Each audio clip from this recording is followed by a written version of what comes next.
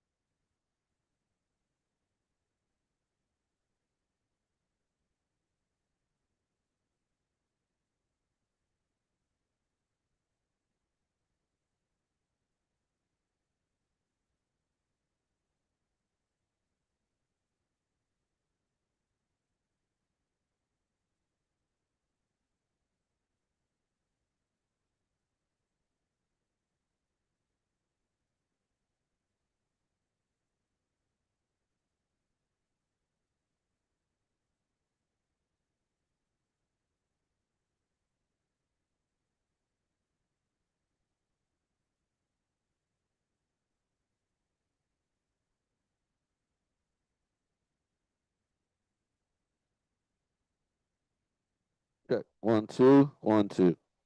Check 1 2. This got to be turned up, turned up, turned up. Check, check, check 1 2. Cordless mic, cordless mic. Check 1 2. Check 1 2.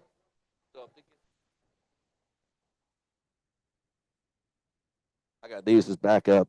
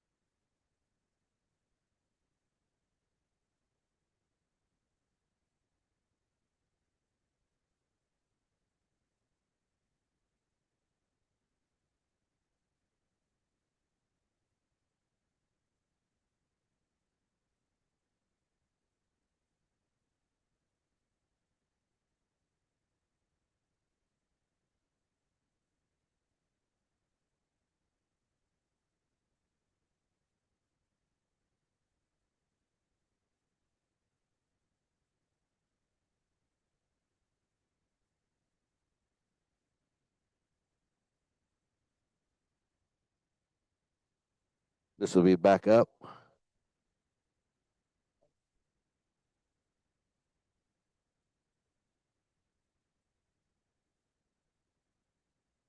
But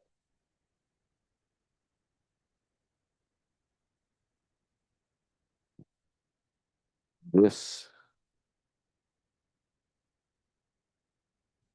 Falcons play tomorrow night, Monday Night Football against the Bills at 7:15. That's a courteous announcement to everybody.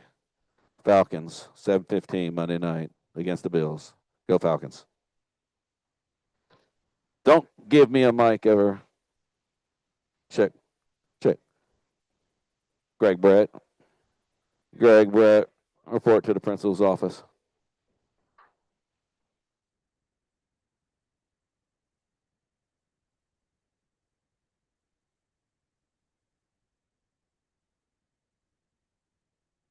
No, no. I tried it. All the family. Wait, can you plug it in, baby? Yeah. They might need it. Well, I got little portable here.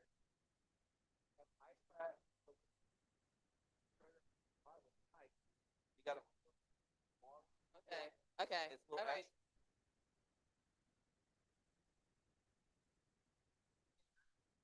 So look, that old school fan always helps, doesn't it? No matter at the end of the day, that old. Woo. So they may need. So we may need. Okay, they are on I'm here with them on chat. They're gonna let me know if there's any issues what they see. And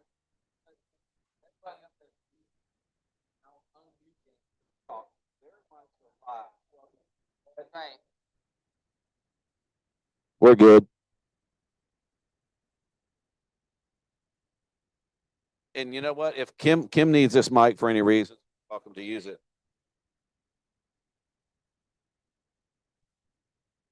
So I can mute myself. Mute.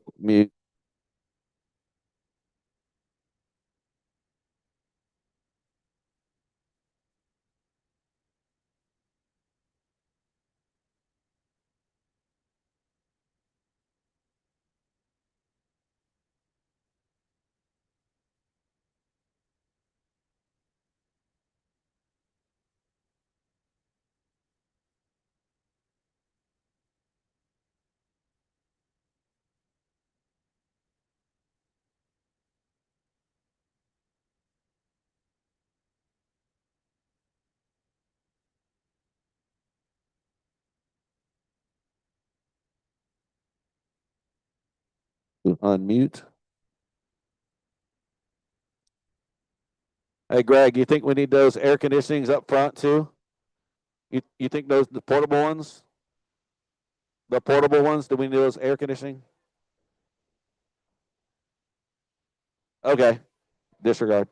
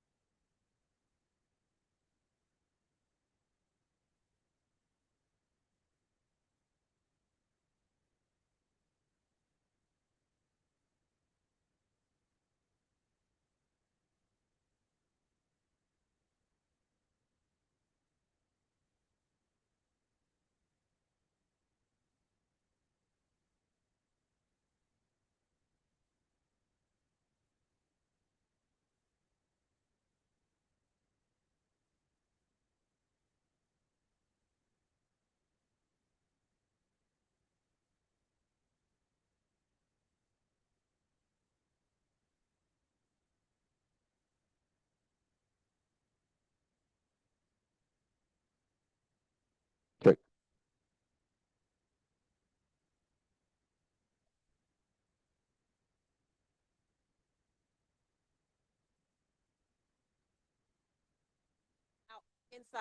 Inside outside voice. Good afternoon, everyone. My name is Sheris Johnson. I'm the president of the League of Women Voters of Atlanta Fulton, which includes obviously this wonderful city, Chattahoochee Hills. Thank you all for allowing us the opportunity to have this forum here today to allow the citizens of Chattahoochee Hills to have an opportunity to hear these contested elections. The local elections are very key. So again, we are hosting this along with the Atlanta Suburban Alumni Chapter of Delta Sigma Theta Incorporated, which you'll see the ladies in red. I'm also a Delta as myself. And so we're here to make sure that your voices are heard, or their voices are heard and you'll have an opportunity to listen to the candidates. Again, a couple of housekeeping issues here. And just a reminder, the League of Women Voters is nonpartisan. We do not represent or we do not endorse any candidates. We do not represent or endorse any particular political parties. So we want to make sure of that, and we've been around for over 105 years. We've been doing this for a long time. Atlanta Fulton is also one of the oldest local leagues in the country. So that's an also clap about too as well. And it's not limited to men, some women. Men can also join the league. We've had members over the years. Anyway, some housekeeping announcements here. The bathrooms, as some of you all may know, are right outside to your left, exit left, right there for your convenience. If there's any need for any extra, they're down the hall. There are exits, as you all can see, at the entrances. Those are the emergency exits. We have 2 officers here from the Chattahoochee Hills Police Department, as well as EMS, just as something that we are due sometimes from time to time in some of these kind of events, just to make sure everyone feels very comfortable in this process. This is a civil matter, a civil affair, and we don't, we want to just make sure everyone feels comfortable in this age, in this time. So if any emergency evacuations are necessary, you all know the exits out to my right and also to my left. All right, thank you. And I want to now turn it over at this point in time to the chief. All right, I want to make sure that Chattahoochee Hills is represented, right? All right, Chief Greg Brett. We actually took a selfie together just a little bit earlier. Right, and it was a good one too. Just telling you. I'll just take a second to tell you that if you have a need, you just feel a little warm or you just feel a little uncomfortable, you have a need for EMS, if you'll just step to the side, we'll pay attention to you, okay? We've already been told about the exits, so we really have the 3 exits, and the areas inside the orange tape is to protect our ability to get out, okay? Anybody feeling glum or down right now, I should be watching carefully. Just excitement in the room. I like it. Keep it that way. Thank you, Chief. Let's give the Chief a big hand. He met us here on Friday to do a walkthrough to make sure we could arrange the chairs just so and all that kind of stuff. I have an otter box. So don't worry. Worth the money. Talking about. Just wanted to explain the forum format that we are using for this engaging forum today. So we actually have 2 sessions. At first, we're going to hear, the first session will include our city council candidates, districts 2 and 4. We'll hear from them. That will last approximately 45 minutes. But questions from 2 award-winning journalists that you'll meet in just a minute. After that, we'll have some more announcements and talk a little bit about some very important items. And then we will move into the mayoral forum over those 2 candidates, also slated for 45 minutes. We will have some index cards. We've done a lot of research on what's been happening in Chattahoochee Hills for a long time. I mean, I'm from here. I'll just say that much. And you heard me say I went to Georgia, so we know what's happening. As I was telling somebody, I remember when it was Chattahoochee Hills country.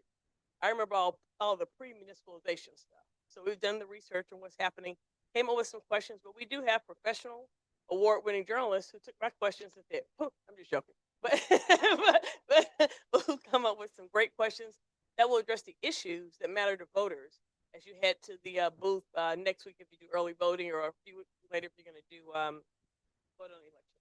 So all the candidates have been briefed on the rules for our candidates. For our forums, for example, we recommend, this is to get the maximum number of questions, 1-minute intros, 1-minute closing. We also ask the candidates not to point out anybody and say, hey, Karen, I don't like that burgundy shirt you have on. Karen is my friend and fellow UGA Bulldogs. So I can pick on her. Because we don't do rebuttals. Questions are directed to and from the moderator. Okay. So we're all good with the rules? Okay. With that, it's my pleasure to introduce, and then we'll have them come upstairs. We'll have you guys do the walk like you're in a pageant or parade. Yes. So first and foremost, Adam Bean. Adam? Adam, wave at the people. Okay, okay. Adam is the politics newsletter writer and editor for the Atlanta Journal-Constitution.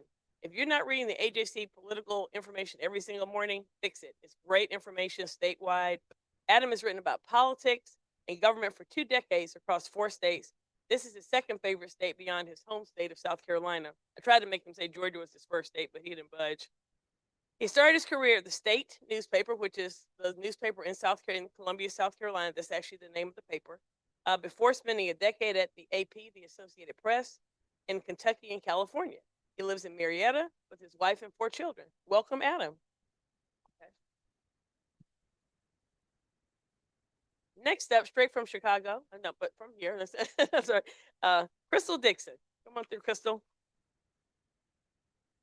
Crystal is the, wave at the people. Okay, okay. Crystal is the co-author of Axios Atlanta newsletter. How many people subscribe to that or get that? Very good. I love my informed, engaged people. Okay.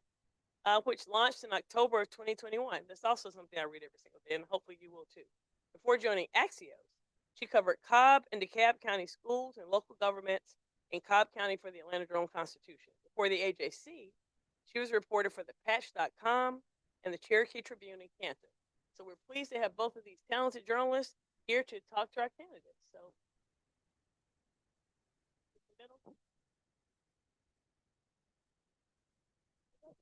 well, ladies and gentlemen, let's go ahead and welcome our candidates with lots of applause. So for districts 2 and 4, our city council candidates. So walk and wait for folks and we can take you up to you. Okay. Okay.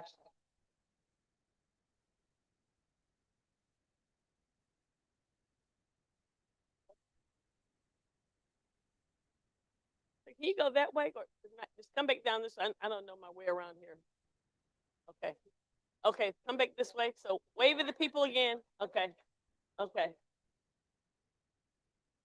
You can only get this kind of airtime at a League of Women Voters Atlanta Fulton and Atlanta Suburban Alumni Forum. So cheers for us, right? Okay, remember that when you're looking for folks to host your forum. We're the people you want. All right. Okay, have you in alphabetical order?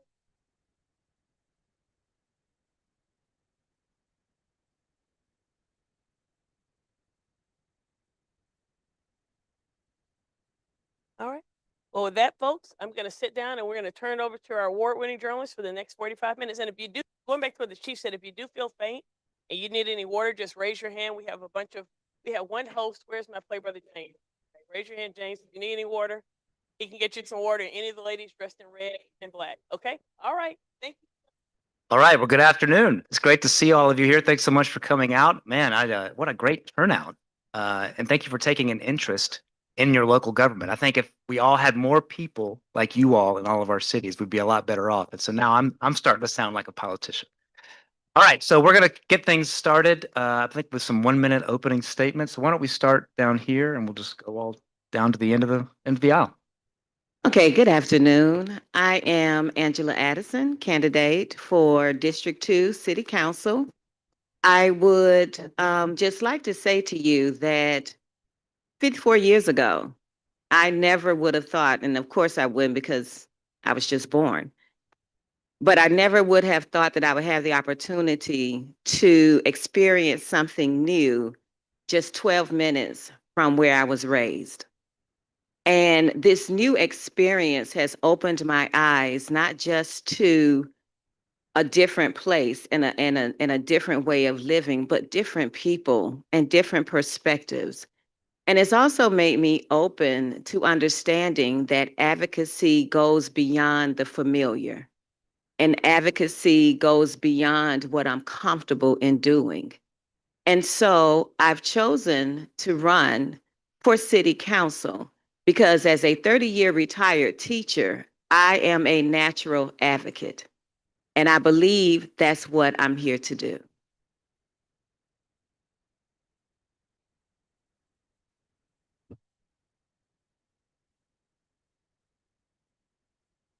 My name is David McReath. I have actually resided in South Fulton in this area for almost 70 years.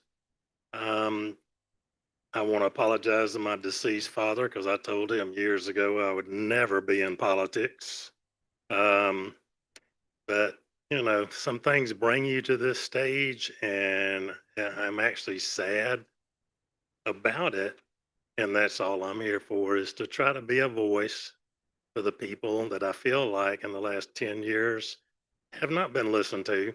And you've got to listen to the people, because that's what makes us who we are. It's not, as a matter of fact, I don't believe on the Constitution it says me or I the people. This is we. So we have to believe that and live it. Thank you.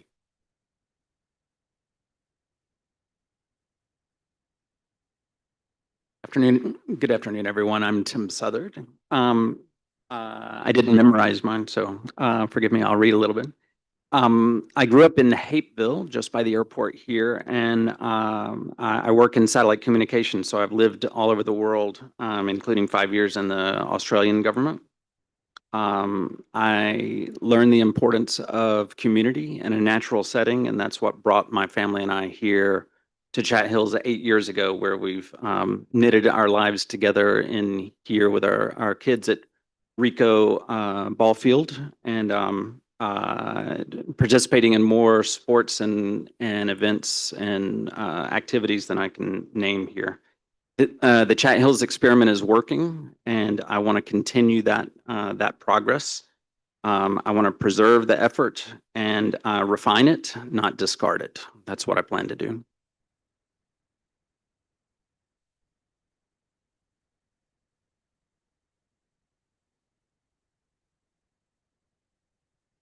Hello, hello, I'm Mitchell Wolf. I'm not here to defend a title or chase a slogan.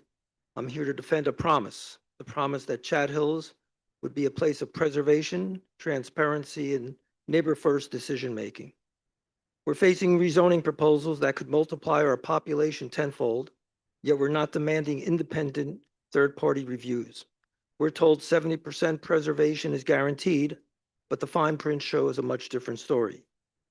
This isn't just about policy, it's about character.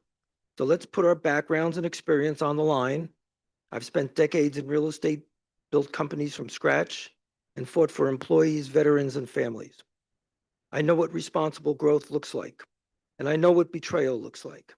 I know what good looks like, and I know how to deliver on a promise. So today, let's debate the facts. Let's ask, are we protecting neighbors or just enabling developers?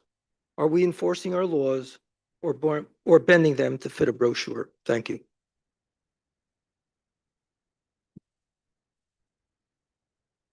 All right, well. Is that me?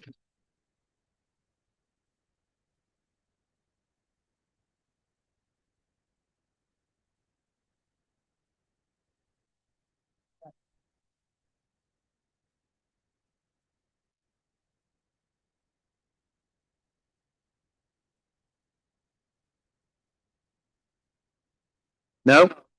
Now? All right. All right. First question. City councils. City councils are the lowest form of government, and I don't mean that as an insult. They're also the closest to the people. So if you're elected, what are you going to do to make yourself available to the residents of Chattahoochee Hills? And why don't we start down here with Mr. Wolf? Since you got to go last, we'll pick on you. You get to go first this time. Sure. So when when about a year and a half ago, maybe a little less, I was appointed to the Planning Commission. I was new here. We had just moved. And what I did was I went out and knocked on doors within Serenbe, where we live. We just finished a house, but I went and met a couple hundred people outside of Chattahoochee Hills, just drove up. One of the things that I found is when I was talking is that the neighbors were not aware of a lot what was going on. They just felt that the distribution of information wasn't very good. So I would have a lot of meetings with the residents and to hear what exactly they had to say and try to solve their problems, beginning with the neighbors.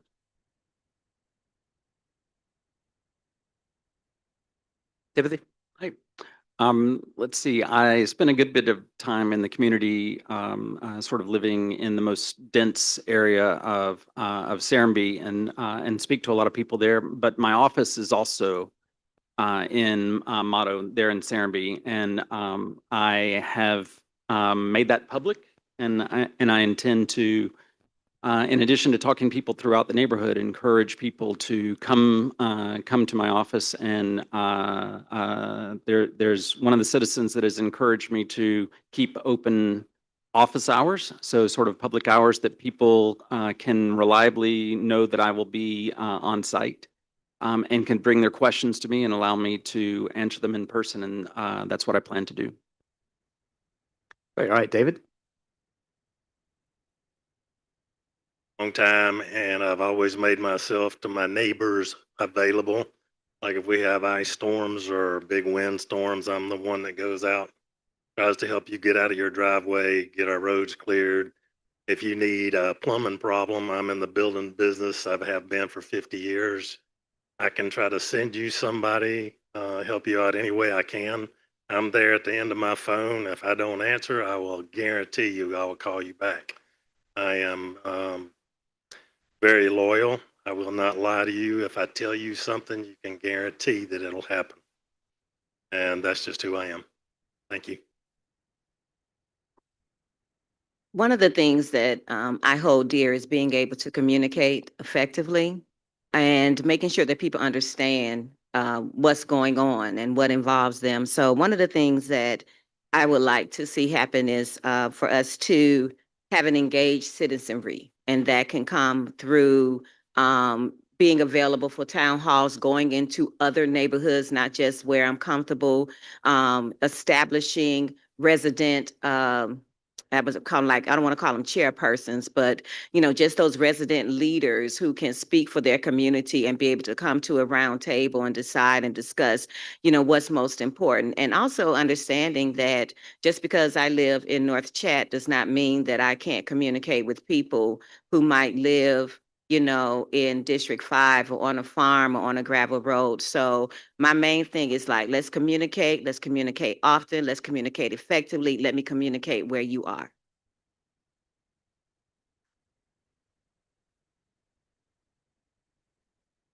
This is a yes or no question. Chattahoochee Hills is one of the few cities in Fulton County that does not have an independence ethics board. Would you support the formation of an independence ethics board for the city? Yes or no? And I'll start with Mr. Wolf.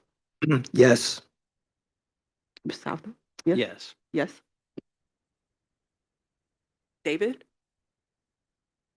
I think first and foremost, we should be. Yeah, it's just yes or no. No.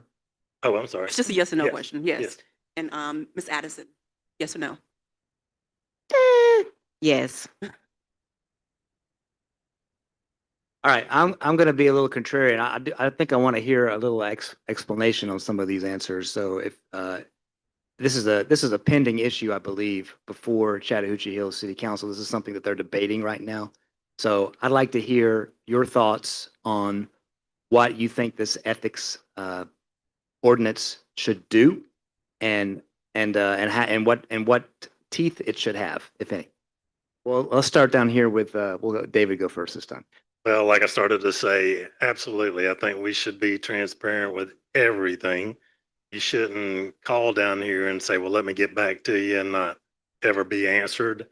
You should be told what's going on. I think you should have a meeting before you take people's rights of what they have with their land or whatever they're doing. I think you should be told in advance or be notified that, hey, we're going to do this. What do you think about it? And not just do it and say, sorry, we've done it, and I hate it. You don't like it.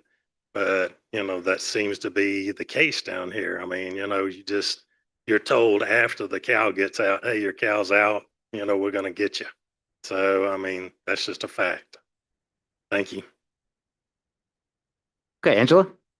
Okay, so I kind of wavered on the ethics committee, not because outside ethics committee, not because there's not one that's needed, but often people are looking for consequences on things that might already have a process in place that hasn't been observed or where people haven't been held accountable. And I think Chattahoochee Hills has a charter and a comprehensive plan that speaks to what should happen here.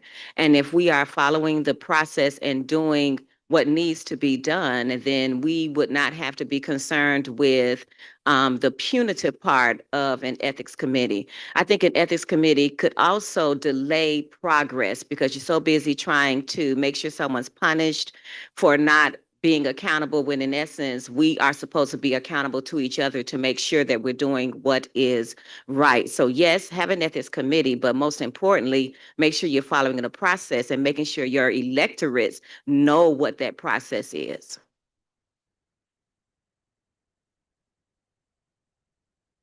And we'll go to Timothy next. Yes, I echo Angela's concerns about that. This sort of the drive behind this ethics ordinance, I think, is sometimes not necessarily about improving the ethics, but just about weaponizing the ordinance and using it to sort of research and find some bad news about someone and use it against them. So that is something that we would need to be careful to ensure that it's being used for rightful purposes and not just to discipline people without any benefit to the citizens.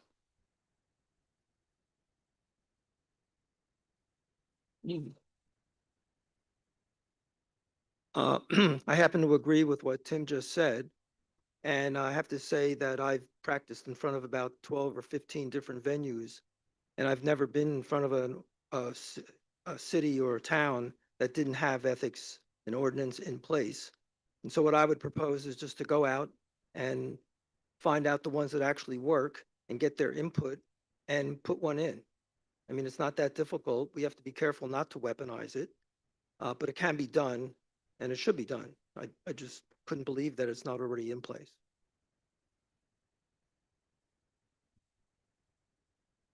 We're going to transition to everybody's favorite topic, which is land use and zoning. I'm going to start to my furthest right. How should the city balance protecting its rural character of the city with accommodating growth or economic development? Angela, we'll start with you.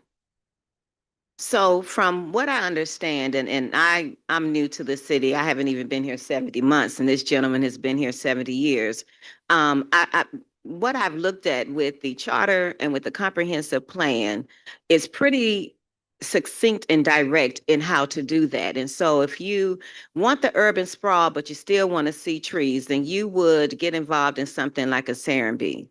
If you want to protect your farm, then you would check in with the individuals who are working on the conservancy, the CONSERVANCY,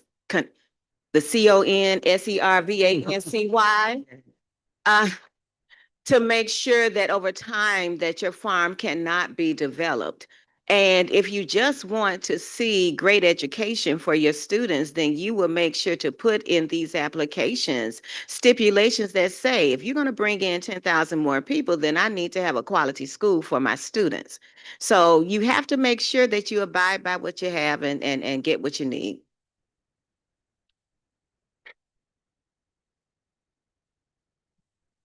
I am not anti-development. Like I said, I've been here a long time. I don't mind people coming to live here. And if your way of life is Serenbe, that's all well and good. God bless you. I've always been probably 500 to 700 feet from my nearest neighbor. That doesn't make me not like that person. Matter of fact, I love everybody that lives around me. The fact of the matter is you don't take from the people that live here and observe the developers' rights and take all the people that live here's rights and stop them from doing what they want to with their property. And you do not zone it in such a way that the developer can take their property for nothing and you cannot use it the way you want to. And that's what I'm here for. Thank you. It's definitely a divisive issue, and even the residents that want to do, as David mentioned, they want to have the rights for their property. They also don't want their neighbor to exercise the rights on their property if that infringes on theirs. So as we move forward with this, we need to come to a consensus that allows the protection of people's rights, but only up to the extent that it is impacting other people. What we've seen over the last 18 years is that the plan that's existing is working. I'm a technologist and I did satellite imagery for the past 40 years, and you can see from space that this is very different from all of our neighbors in every direction. And we need to preserve that and refine it, fix what needs fixing, but to move forward.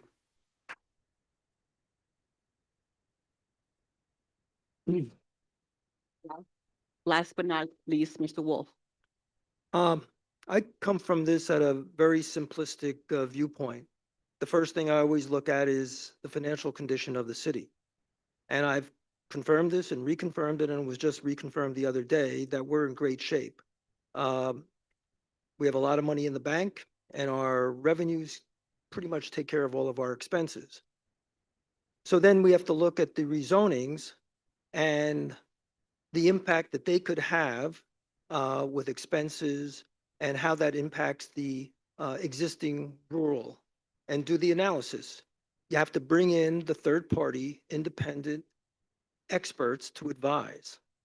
And what I'm saying is that if we just kept it the rural and on a very limited basis, looked at the additional exceptional growth, we'd be fine. But these large projects are a problem.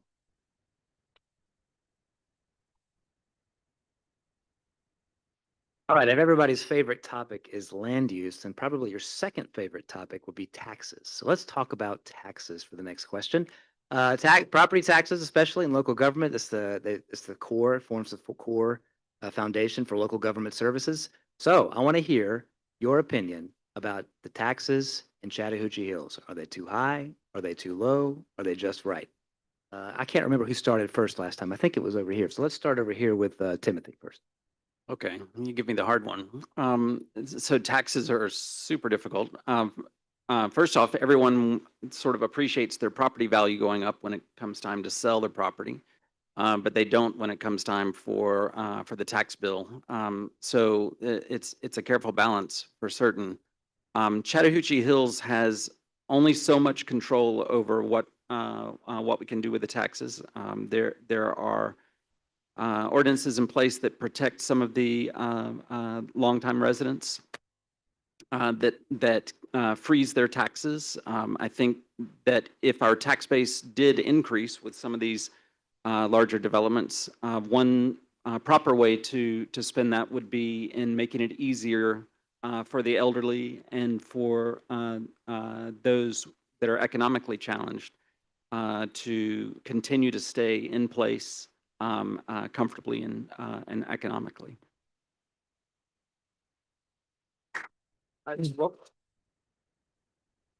Again, I'm going to try to make this simple.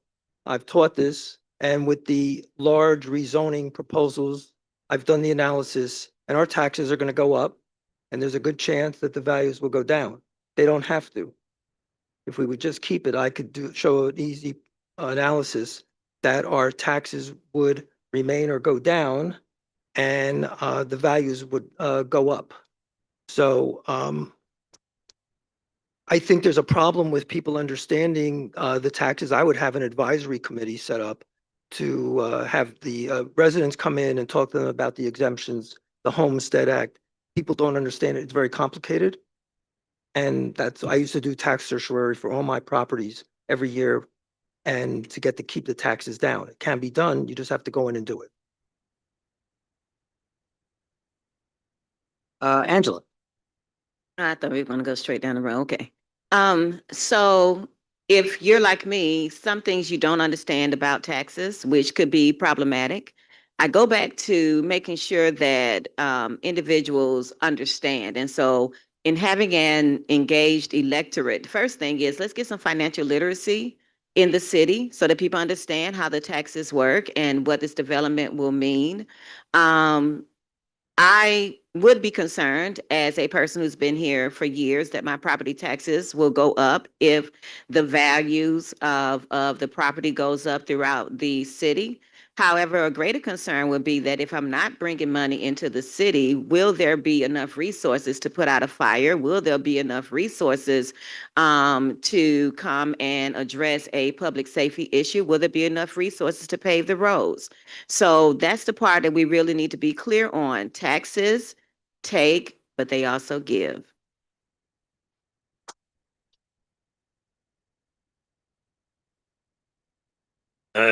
I have lived here for quite some time, and according to what Mitchell said, my taxes have never went down.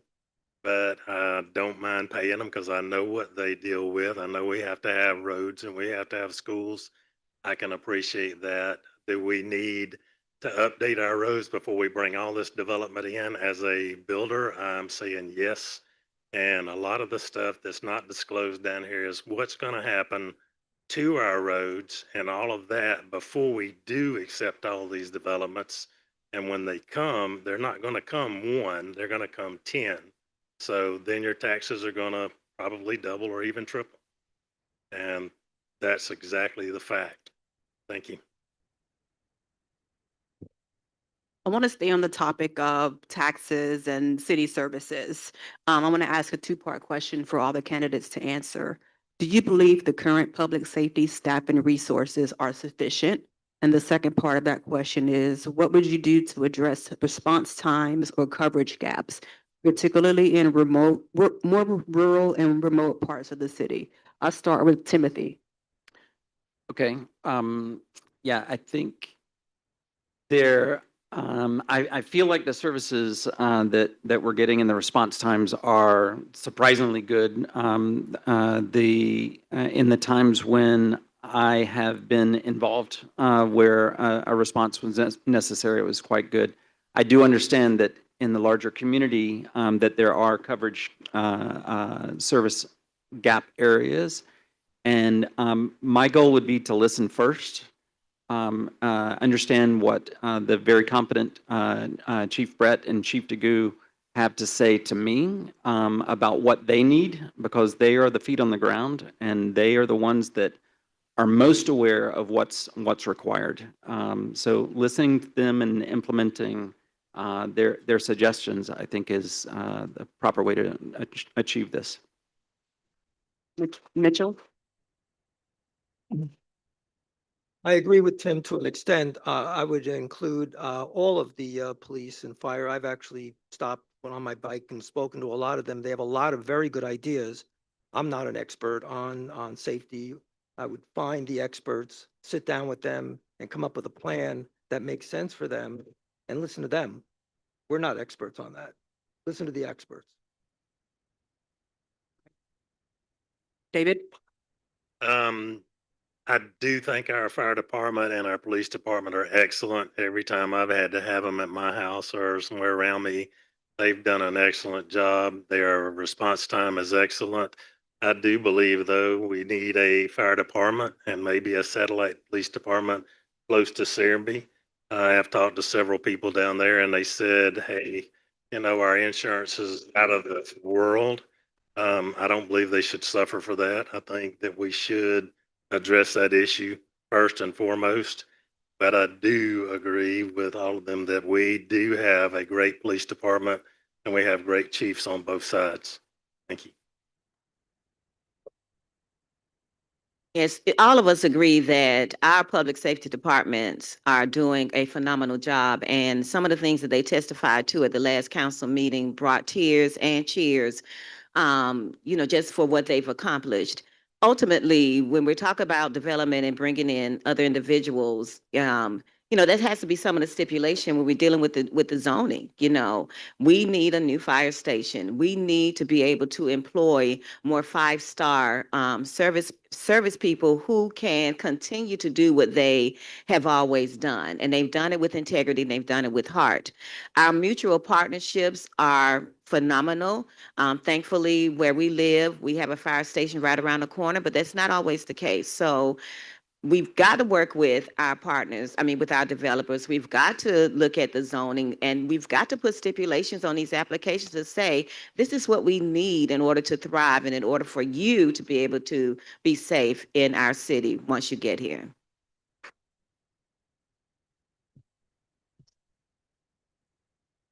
All right, I believe this is true. Maybe y'all can correct me here if I'm wrong. I think Chattahoochee Hills is quickly approaching what, its 20th anniversary? Is that right? Okay. So this is a big moment in the city's history, this election. And Chattahoochee Hills remains one of the least developed places, the last really undeveloped places in Fulton County. So I want to hear, if you're elected, what is your vision? What will this city look like in the next 20 years? And I think, did we start down here last time? Okay, let's start down here. Let's start with David. Okay. I really like the rural aspects of it. Can a developer do more than God did? I don't think so. But, we have a lot of trees. We have our river. We have otters and stuff on our river. The pictures and everything that are being presented to us look great. If they can be carried out with, I guess, minimal destruction of our area where we don't have to have roundabouts everywhere, and we have plenty of room for everybody to move around and actually not have to be 30 minutes from a store that was 10 minutes away before, I'm okay with that. But don't destroy somebody else's property for your gain. Thank you. 20 years from now, first of all, I'll still be here because this is my forever home. But secondly, I see Chattahoochee Hills being that beacon of preservation and promise, because you don't have to take someone's land to do what the charter and the comp plan says has to be done. Furthermore, every person in here and beyond can have input on the comp plan, and you can speak to what you want. I don't see that any responsible council member would vote to take someone's land. I just don't see that. And I haven't seen that in the little time that I've been here. But one thing is for certain, if I don't understand the comp plan, if I don't understand the city's charter, then I can't speak to a promising future. So I see it 20 years from now that Chattahoochee Hills will still be that example of what preservation, and promise look like.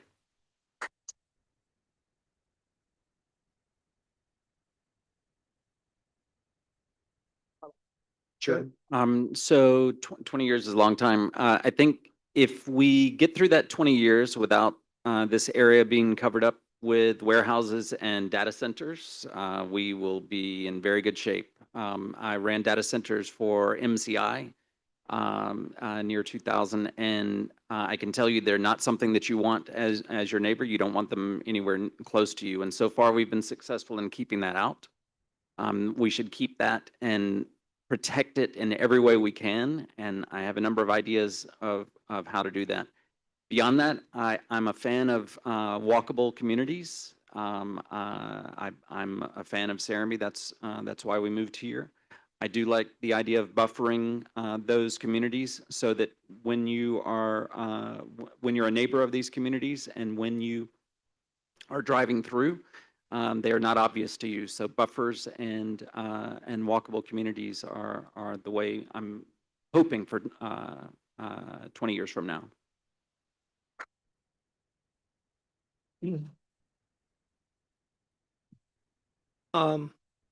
First of all, I've heard the statement that development is inevitable, and I think that's a false narrative. I think we have a strong zoning in place, and we just have to enforce the zoning. I believe that 20 years from now, I believe in responsible, modest growth, hamlets, whatever you want to call them. But I think you have to get the neighbors' input, and together we could expand it. But no, between the rural zoning and implementing once and for all the tree ordinance, which currently is not being enforced for some reason, we could probably keep more than 70, 75% and just follow the rules. and it should be fine.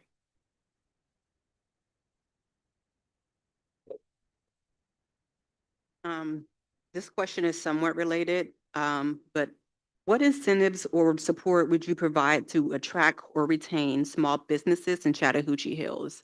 I will start with Angela.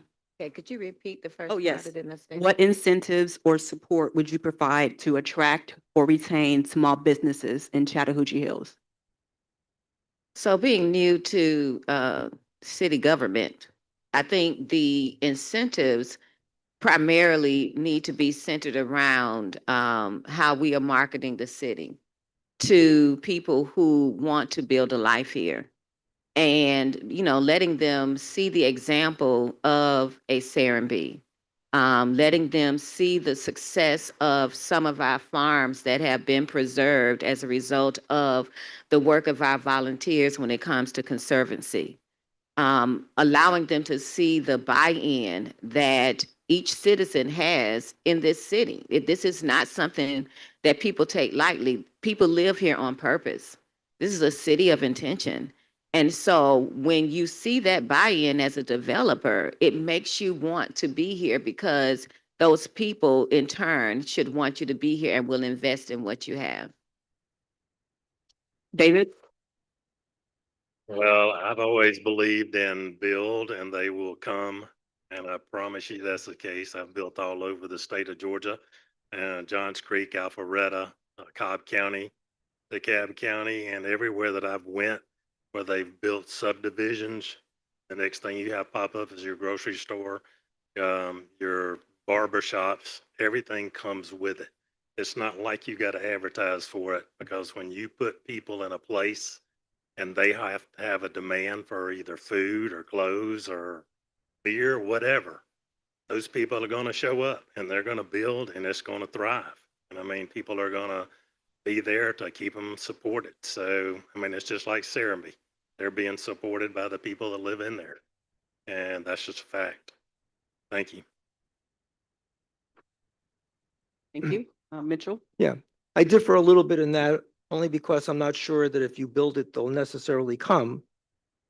Having said that, I think that what you need is to go out and speak with the neighbors again and find out what they want, what they need, and then proactively go out and try to find those people, those companies, and speak with them and ask them, what do they need to come?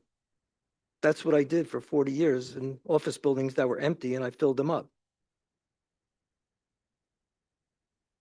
Timothy? Sure. So these dense walkable communities like Serenbe sort of provide the customers that are necessary for those small businesses. So I think sticking with that Hamlet plan sort of allows those businesses to grow and thrive and improves the quality of life for the citizens, so we don't have to drive somewhere. It also reduces the traffic that's on the roads, which I think everybody is a fan of. If I'm taking a golf cart or walking to the restaurant like I'll do tonight after this event, it's reducing the traffic overall. But I also like the idea of the people in these hamlets patronizing the businesses that exist in the rest of the community. One of the residents here is putting together a very nice program that allows us to know about those businesses and to and I will encourage people to shop locally throughout the city.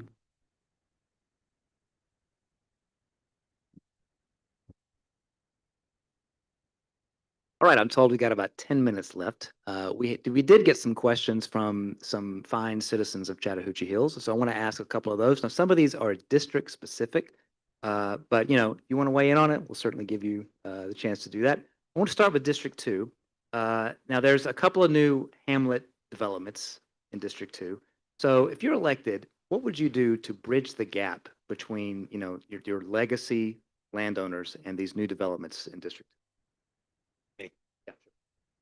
First of all, everything in this world is about communication. It's not about division and hatred.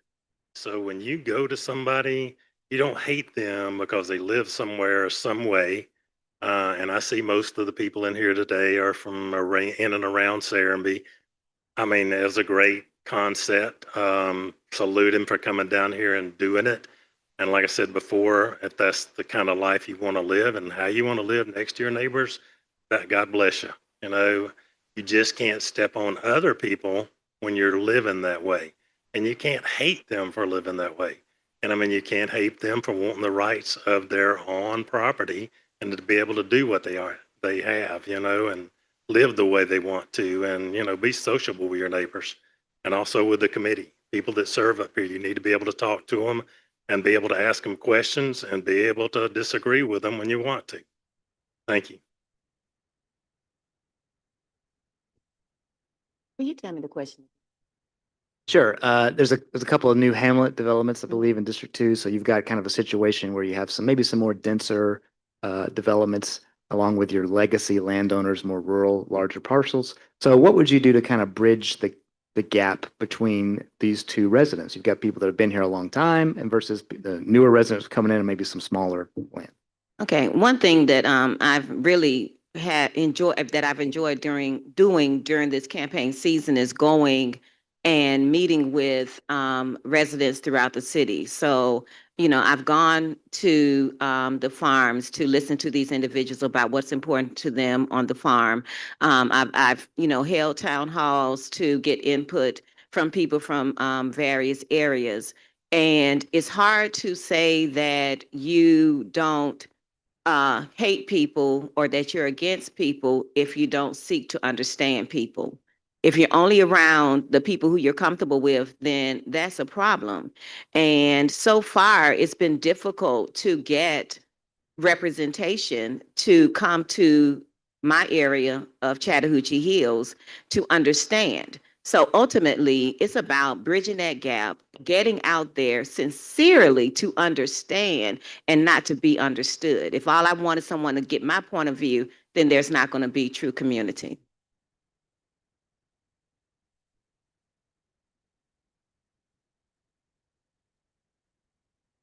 All right, the question we had submitted for District 4 has to do with the comprehensive plan, which I believe is going to be up for discussion next year. And the question specifically for District 4 candidates are the 20-acre rule. I believe this is a rule that says when you have a piece of land in these rural areas, they got to be at least 20 acres minimum size.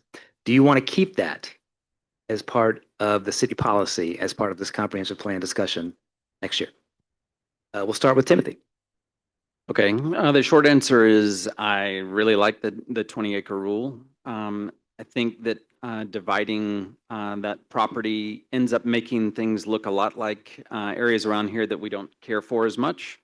The curb cuts, the fences, it's land that is within those 20 acres that are subdivided starts looking like these subdivisions with very high fences and trash in the yard is not something that is considered preserved space. It's not open. It needs to be contiguous to be open and preserved space. And that 20-acre rule is a large reason for why that's working for us today and why I can walk out of my house one way and go to businesses and turn the other way and go into the woods and walk for hours. I'd like to keep it that way.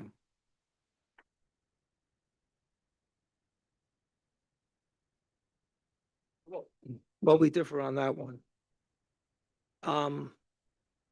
When I speak with the neighbors, they're very upset about the 20 acres. They feel like they've been shunned and they don't understand why.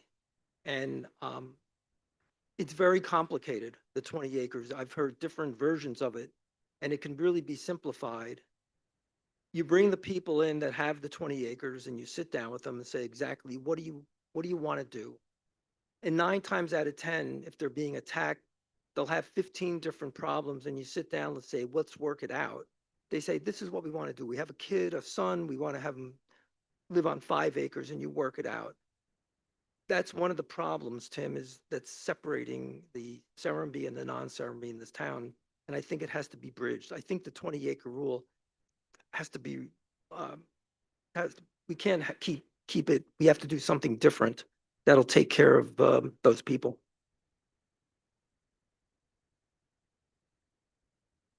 All right, I think we're about running out of time, but did either of you guys want to weigh in on this 20-acre rule? I think it's kind of a city. Well, I own property here, so yeah, I disagree with it 100%. I don't think you should come in as a figure up here on this stage and say you cannot do what you want to with your 20 acres.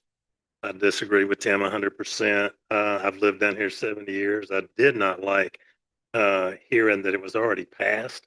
We weren't even consulted about it. I don't think anybody in this room, true to life or true to themselves, would say, hey, you can have half of my property. I really don't care.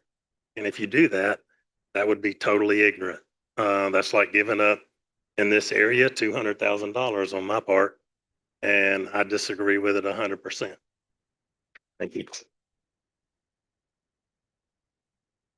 Yeah, I'm not sure what part of the 20-acre rule says that you have to give someone half of your property. From my understanding about the 20-acre rule, it is making sure that urban sprawl does not happen in small spaces. And that's all I have come to understand it as. I would really want to understand and would love to have a conversation with people who are concerned with the 20-acre rule to find out what is it that you actually want to do with your 20 acres or less. Do you want to be able to subdivide it so that you can maximize your bottom line? Or do you just want to make sure that no one bothers it? Because from what I've read, the charter and the comp plan says that. So if you want to have some input, get involved in the comp plan. They have a new comp plan session coming up next year. All right.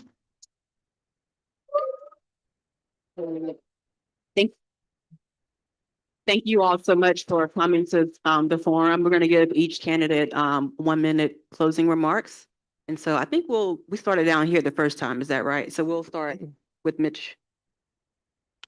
Thank you. This campaign hasn't been easy. I've been attacked online, my past twisted, my character questioned. But here's what I've learned. When you stand up for your neighbors and tell the truth, you're going to take a few hits. And that's fine because I'm not here for politics. I'm here for people. I've spent my life showing up when others walked away, whether it was employees facing medical emergencies, veterans no one else would hire, or women escaping abusive homes. I listened, I acted, and I followed through. I support growth that's lawful, neighbor-focused, and risk-free. If it harms community or cuts corners, I'm out. Let's build without losing what matters. That's the standard I will hold.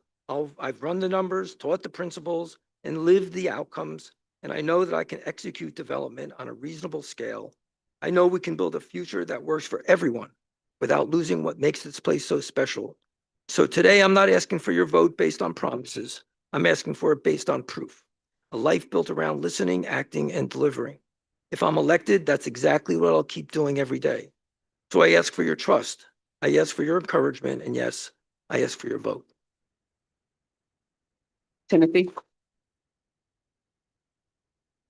What we have here in Chattahoochee Hills is working, and it's a stretch to say that the authors of this success are the ones that want it gone.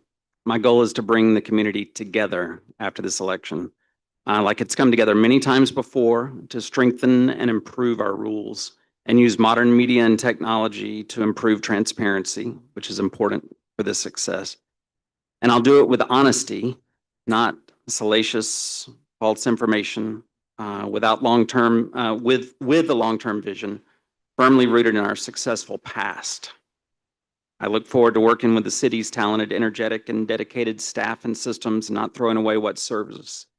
I appreciate anyone that brings new ideas to the table, especially in the comp plan. I'll listen first, communicate openly, and work every day to keep the city true to the values that brought us here. We all need to start from actual facts and respect. Our citizens want and deserve stability, not chaos. David.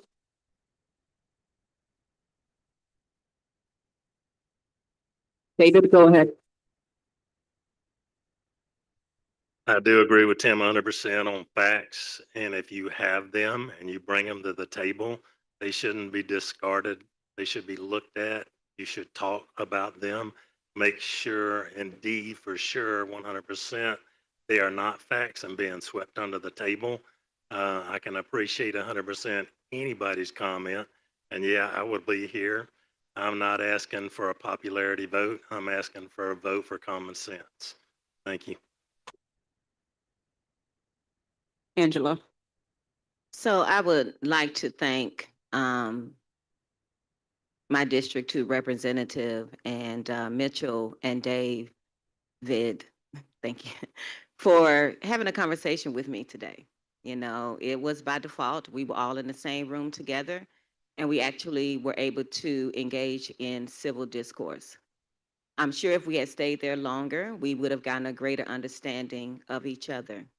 But as it stands, that would probably be our last conversation, because if you don't seek to understand, you will not be understood. And so where I stand is wanting to be someone who's there for everyone and to hear the voices of everyone, but you've got to be truthful to yourself first. And if you want truth and if you want facts, then come to the table seeking to understand and to get to that truth that everyone holds, not just yourself. All right, thank you very much. I want to thank all of our candidates. I want to commend everybody up here for staying within the time limit. I thought for sure that would be a problem, and all of them did great. So thank you so much.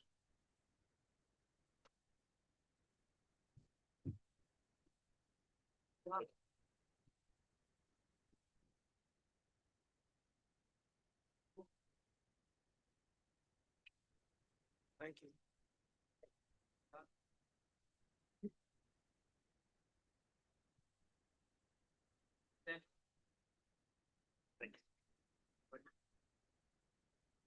Thank you. Thank you so much for coming.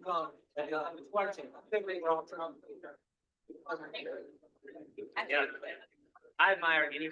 Good afternoon, good afternoon, good afternoon. My name is Joy McLeod, and I'm with the Atlanta Suburban Alumni Chapter of Delta Sigma Theta Sorority Incorporated, and I have some announcements for you. First of all, let's give another round of applause to our moderators and the City Council District 2 and District 4 candidates. Now we would like to recognize State Representative Sheila Jones and any other elected leaders in the room and online. Please stand.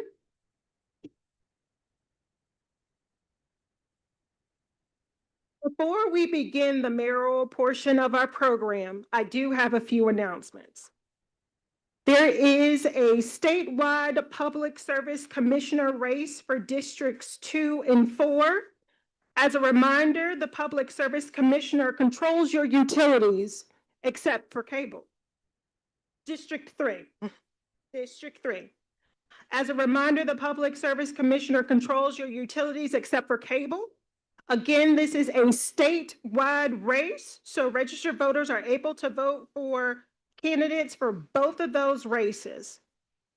Early voting begins Tuesday, October the 4th. There are early voting locations throughout Fulton County, and I believe the closest early voting location to here is Palmetto Library, which is located at 9111 Cascade Palmetto Highway, Palmetto, Georgia, 30268. Next, please don't forget to check your voter registration status at www.mvp.sos.ga.gov. And last, please rise and take a 1-minute stretch break as we prepare for the mayoral candidate Q&A. Thank you.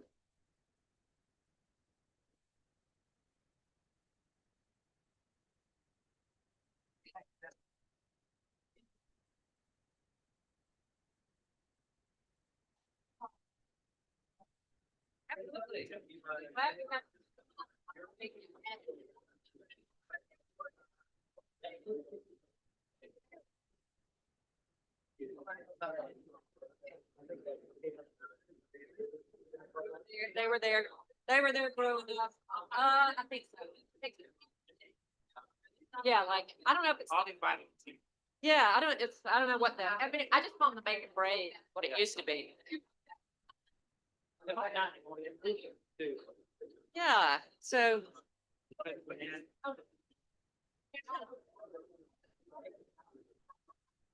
I don't feel no. Okay. Yeah, it's always been a good, for, you know, we have Mercer. Well, we got Fair, and then Georgia College. Small town. Well, yeah, it's like an hour. Yeah, I like it. Oh, really? I drive through, that's how I go to make it now. I don't even get on 75. Rare. Yeah.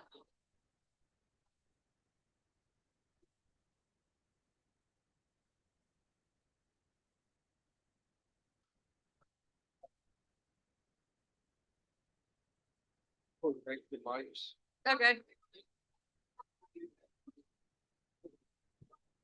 Yes, ma'am. Oh, yeah, yeah. I would, that's fine.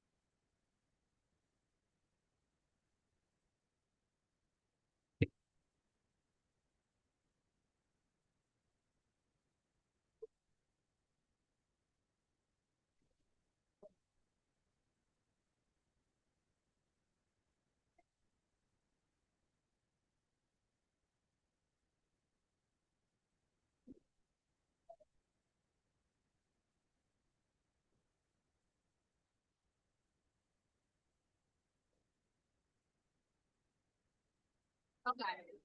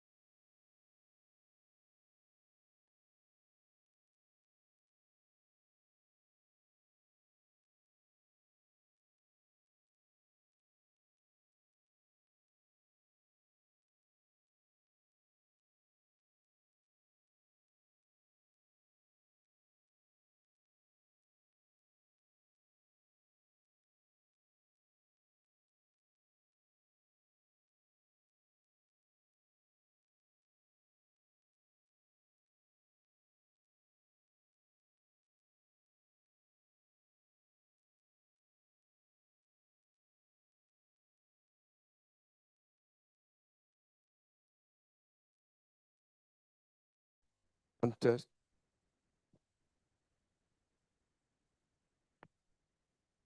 Well, please help us welcome our two mayoral candidates. Are they in the back? Okay, so make sure. Okay. Camille Lowe and Richie Smith.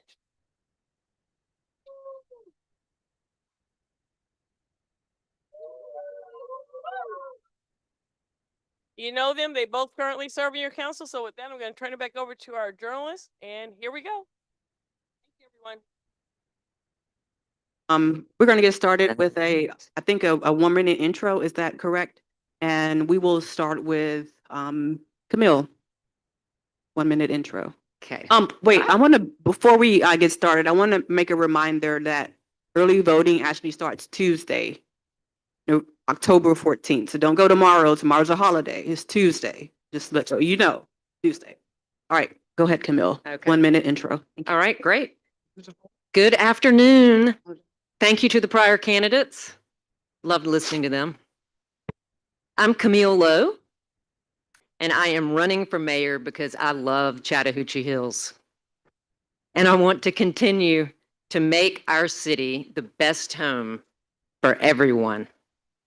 Everyone. I love our people, how folks have come together to stand up and speak up in support of our neighbors. I love the positive energy in the new We Love Chat Hills Facebook crew. I love that. And I love the work we're doing at City Hall to make Chat Hills a one-of-a-kind place to live. This love is what unites us. But let's be clear, everything we love is at risk. We are surrounded by data centers, large-scale warehouses, sprawl, and unchecked development in every direction, all four sides. Other cities have not had a plan, and they have lost. I will not let that happen here. I will protect what we love about Chattahoochee Hills.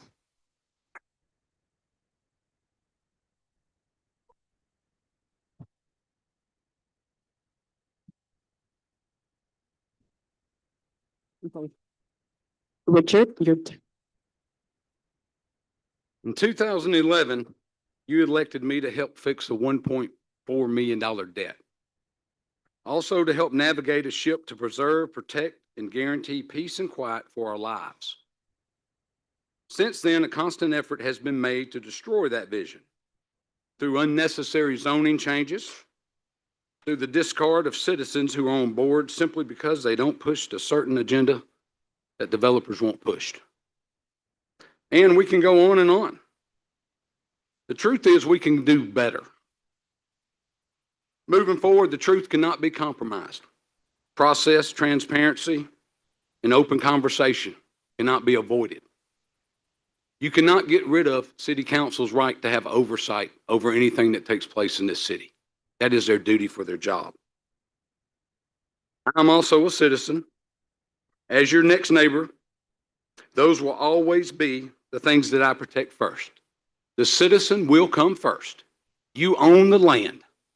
Wait till I show you why they want it so bad. Thank you.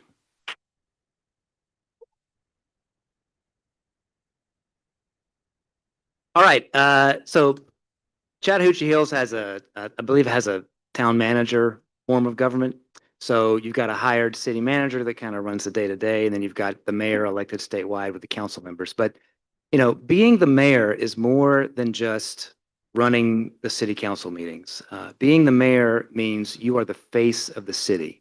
When you're the mayor, you're the person the reporters like me and Crystal call to ask, what's going on in that city? What's the opinion of the residents there? So if you are elected mayor, how would you handle this responsibility? Let's start with you, Mr. Councilman Schmidt. So the question is, how would I handle the responsibility, I guess, of transparency, letting people know what's going on in this town? Okay.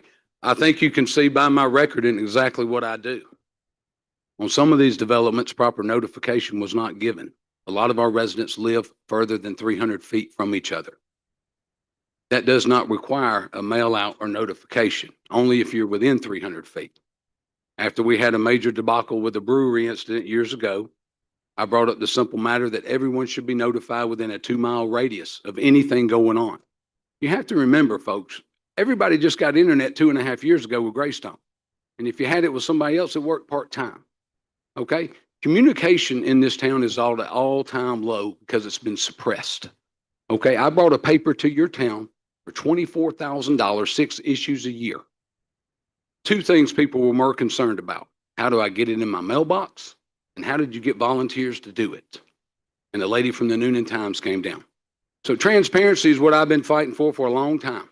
You put me in that seat, my phone number is the one on the City Hall website. Nobody else's. You're welcome. Thank you.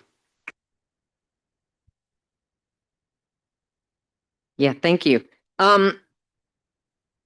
It's definitely, folks need to know what's going on. Folks do. We have, beyond having our once a month meetings, you know, we do a lot of pre-work meetings to make sure that council is aware, and there are a lot of people need to be aware of knowing what's going on. That includes all of our commissions as well as our citizens. We have a lot of volunteers in this city. We have folks at Brickworks. We have volunteer groups. We have our Parks Commission.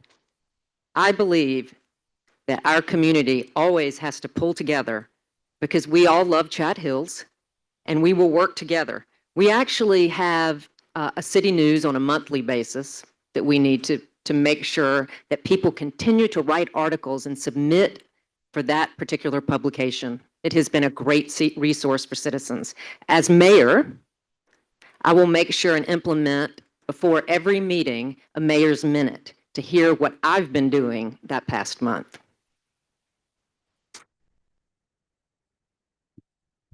Right. This question goes to both candidates. If elected, what will be your first 100-day priorities?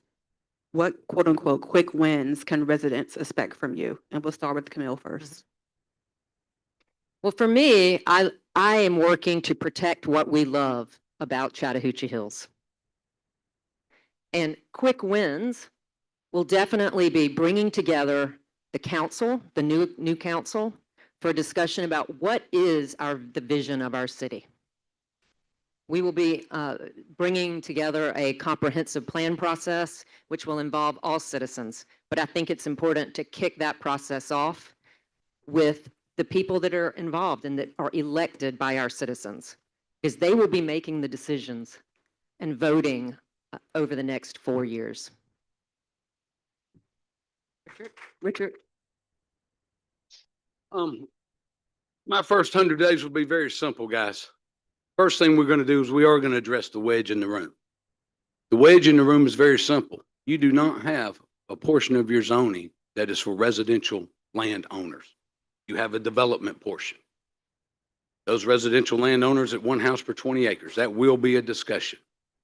We will look at every development that is passed or that's on the table. And we will see, where does that development stand? Is all the paperwork in place? Is anything undone? Does anything need to be fixed? We're going to do an accounting of this city is what we're going to do. You look at that problem they got over there in Cedar Grove Estates. That neighborhood is all chopped up. These people don't even know where their property lines are. That's why you plan before you panic, okay? Processes count. A, B, C in that order counts. And we're going to get back to that. We're going to have something that you not only understand, but you can talk to your neighbor and understand it in a simplistic fashion, not an 87-page document. Thank you. All right, as we discussed in the earlier panel, Chattahoochee Hills has the distinction of being one of the last really truly undeveloped places in Fulton County. The Atlanta Regional Commission is predicting that we're going to have about 2 million more residents in this area over the next 25 years. So all these people got to go somewhere. So the question is, if you are elected mayor, how are you going to manage the growth of this area and the city of Chattahoochee Hills? And we'll start with Councilman Schmidt. Unfortunately, my wife has called me 5 times in a row. I don't know how else to.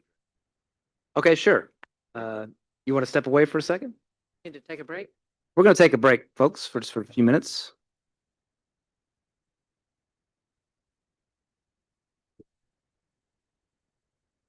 Okay, good. They got somebody to handle it. Your wife calls you 5 times in a row. It must be important. Sorry. Absolutely, absolutely. I would answer that Yeah. call as well, for sure. What was the question again? I'm sorry. Sure, I'll start over. So as we talked earlier, Mhm. Chattahoochee Hills is one of the last really undeveloped places in Fulton County. The Mhm. Atlanta Regional Commission is projecting that, you know, this region is going to grow by about 2 million people over the next 25 years. And all these people have to go somewhere. So the question is, if you were elected mayor, how would you manage the growth and change in Chattahoochee Hills? It's surely going to come over the next few decades. We'll start with Councilman Schmidt. Well, growth, they say it's always going to come. I hear you. What we need to do is back up right now. You can get into your car, drive around every city around us, and you can see the presentation of preservation is not working outside of our city. We can question whether it's working here. We need to look at our own borders. We may even need to bring things to a halt so that you and I can have a conversation, because this is your land.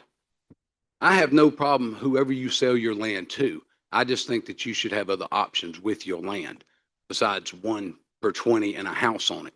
What you're doing is you're appealing to the people that can buy Ferraris. That's it. That's a small pond to fish in. Okay. So how do we control that growth? First thing we do is we give you back your rights because it's your property. We don't put you in a situation where you have to say uncle to a developer because you're handcuffed.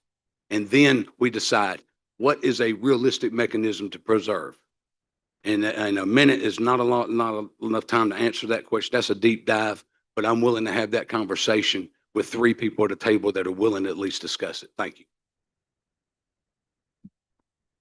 Councilwoman Lowe. Yes. So as far as taking rights, we all agreed on these rules together. Preservation is working. We have over 10,000 acres preserved in this city, if not by the 70% preservation model that we have in place and some land under permanent conservation easement. The model is working, and just like my Tim that mentioned earlier, we are making adjustments in the comprehensive plan process, and we will continue to do that. Our developers need to pay their own way, and we do ask that in every application that we get and review, and that is what we will continue to do, because the tax base will increase in order for business to survive, and exactly the reason we do not put gated communities in this city.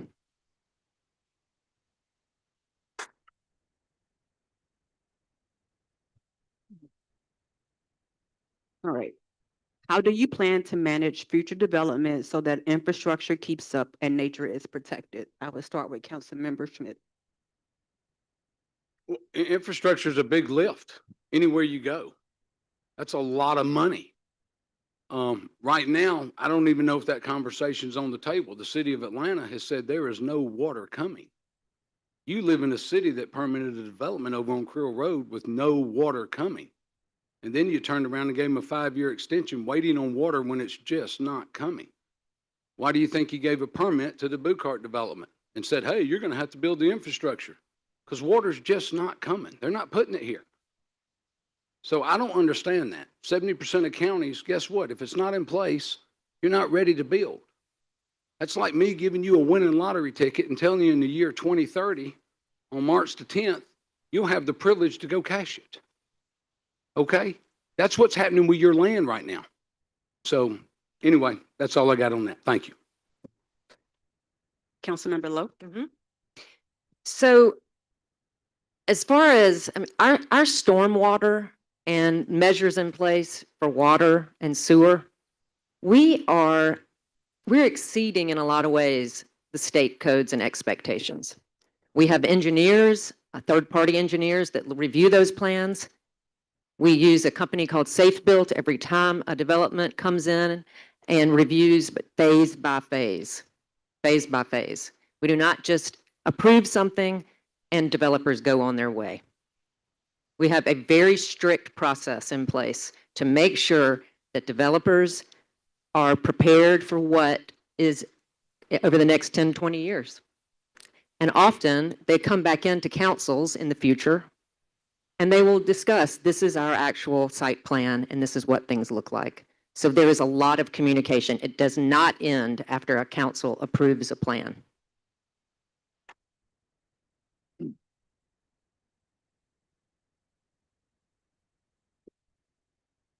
Okay, I'm going to acknowledge the elephant in the room. I think everyone here is aware of the recorded phone call that has been in the news the past week that involves Councilman Schmidt. Councilman Schmidt has addressed that. I'm not looking to relitigate all of that today, but I do want to point out, or I want to ask, that I know that this has caused a lot of discussion within the community. A lot of people have been hurt.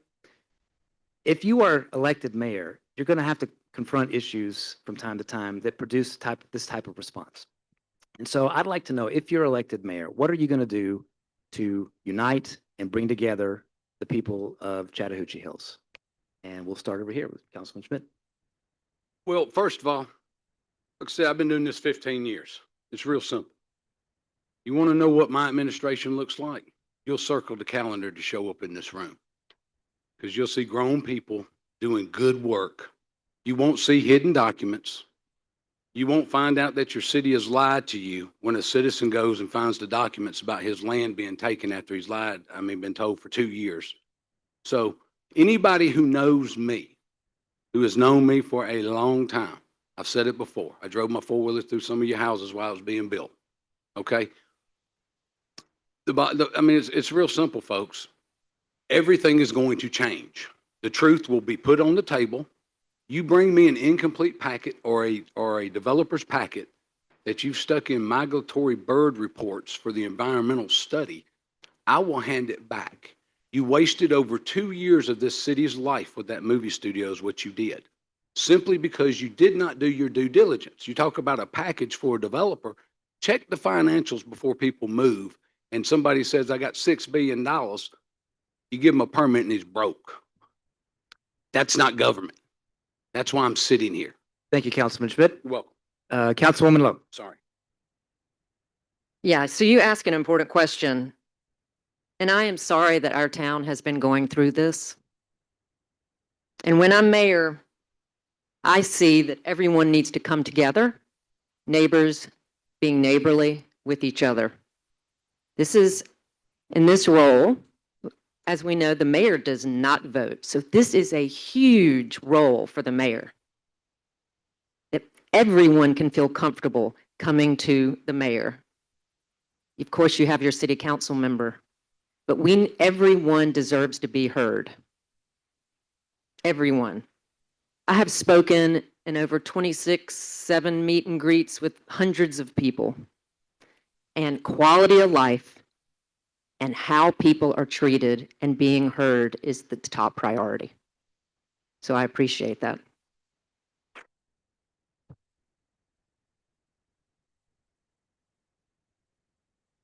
This is a somewhat similar question.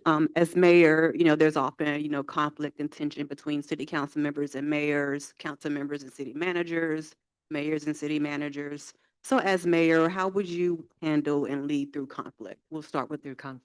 Yes, Councilmember Lowe. Yeah. Right. I mean, conflict is inevitable when you have different opinions and different thoughts about issues that are on the table. But you have to lead with civility and humility, because nothing will get accomplished. Nothing gets accomplished. As a matter of fact, a lot of people can get hurt by that process. And the council members, as well as myself, are elected by the people. They deserve better.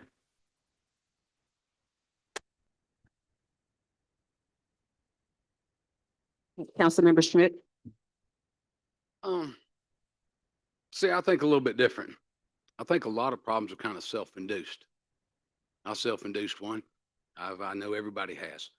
First thing you need to do is you need to put in an ethics ordinance that matters. It needs to say, when you lie to council, what is the consequence? When you knowingly withhold information that's 3 years old that was sent to 3 people in this city, what is the consequence? Because we can all read ordinances, but if there's no consequence, it's useless. And we have to look at where do the problems come from. The problems come from lies, deceit, misinformation, and documents that say inherently something different than what you're being told. Why aren't these being looked at? Because in your town, you got to count to 3 to even have a conversation. So what I'm simply offering is to eliminate the problems, and you won't have to deal with this. You know why people do open records requests? They want the truth. Thank you.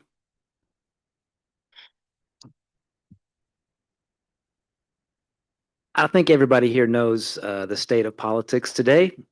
Partisan politics, nationally, state level, locally, it's really dividing a lot of people.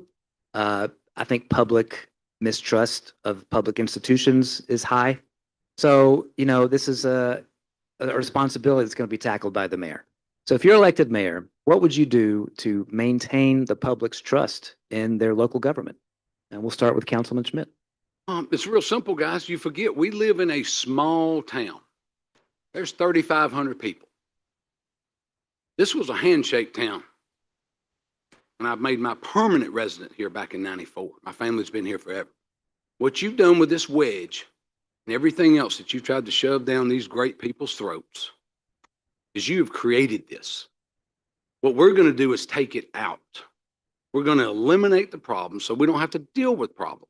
Just that simple. Thank you. That's all I got to say.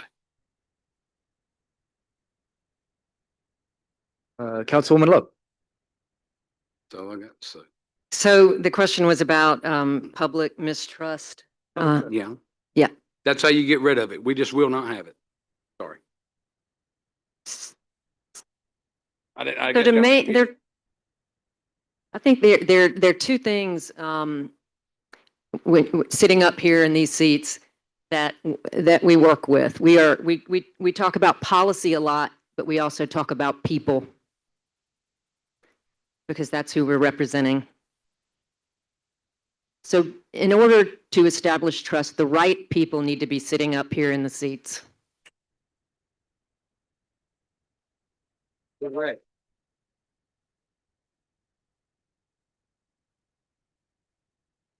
All right. As it was stated earlier, Chattahoochee Hills is going to be turning 20 soon. Is that right? Y'all are no longer teenagers. But this question is for both of you. What is your long-term vision for Chattahoochee Hills in the next 20 years? How will you balance growth, preservation of rural character, and improving services? Who went first last time? Yep. Okay, we'll start with Councilmember Lowe. Thanks. So I have 5 key priorities, which include a lot of what you just asked about. And one, of course, we just talked about is serving the whole city.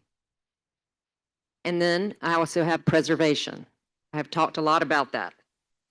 Development must fit our community vision. We have a lot of rules in place and guardrails that developers must follow. And that will be my goal, to make sure that we continue to expand the already 10,000 plus acres, as well as continue to add to our parks. We are well over 1,200 acres now in parkland, which is publicly accessible, and that is critical. And as far as monetarily, making sure we continue with our balanced budget that we have continued to achieve and recognized for. So that will be critical for this city moving forward as well, with reserves.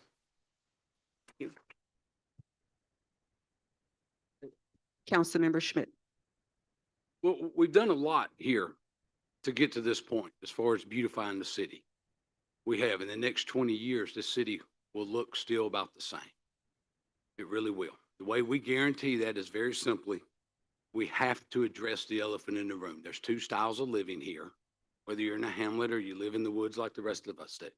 Okay? Until we put in residential landowner rights and we acknowledge 2 styles of living here, this conversation will be at this table for the next 20 years.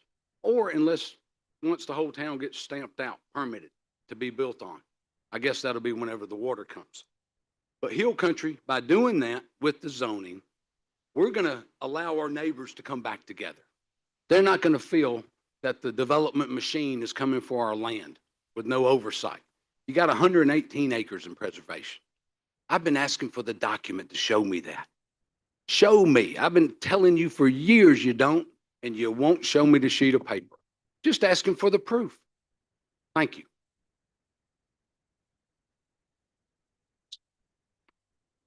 All right, we're going to ask again about property taxes. Property taxes, of course, are a vital source of government funding, really the main source of government funding for local governments. So I want to ask your opinion about property taxes in Chattahoochee Hills. I want to know, do you think they're too high? Are they too low? Are they just right? We'll start with Councilman Schmidt. Well, you know, a lot of the candidates earlier made some good comments about taxes. Unless you know something about it, it's kind of a deep dive. But what we need to do, we do control 25% of that tax bracket. What I've seen is a lot of individuals getting taxed out. Development does bring higher taxes. That's not a discussion, that's a fact. What I would like to do is get some real numbers on our seniors here. Who's here? Who can we maybe exempt? You know, if we learned anything from the budget presentation, money's not our problem. We're doing a good job. You hit 65 years old, what's to say we can't play with the numbers and maybe we don't need an extra $500 from you that year. Guess what? By the time you hit 70, your property values are going up steadily, not because of what you're doing, but because of what you're not doing. Because this is a place that's special. You keep dropping cities in on us, you're going to be a 10-minute congested drive to wherever you're headed. So taxes, we're going to sit down. We're going to dig into those senior exemptions. We're going to play with a calculator. You know why? It doesn't know how to lie. It takes feelings out of it. And your taxes will be lower. And the people that know me already know that. Thank you. And Councilwoman Lowe. Sure. So I have been thrilled over the last few years because we've dropped our millage rate from over 10.78, something like that, down to 8.2. So the biggest question that comes into play, which is the one thing that's really that our zoning has caused to happen, is our values have gone up. It's not, we're not doing it at the city level in this building. That is happening out there because of our zoning. Now, I will tell you that we do need to talk about, we have homestead exemptions already if you live in this city. A majority of our taxes are being collected by Fulton County. We are paying almost 70% of our taxes go to Fulton County. We will continue to review our homestead exemptions for seniors, if that could play a part. But we also need to make sure that farmers and folks that have land can understand conservation easement use and how that can benefit them tax-wise.